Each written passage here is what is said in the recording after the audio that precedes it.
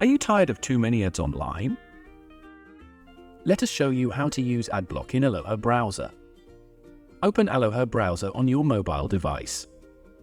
Tap on Settings in the top right corner. In Setting menu, tap on Adblock. Here in Adblock menu, you can enable Adblock to minimize number of ads. You can enable or disable acceptable ads if you still want to see some. From here you can also block pop-ups and block ads redirects.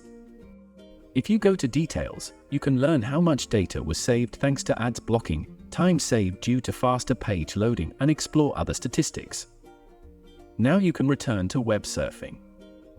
When you open site of your interest, you will see that there are no ads any longer. Like here.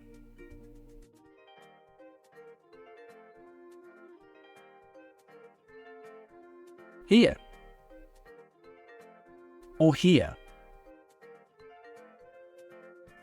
Also here.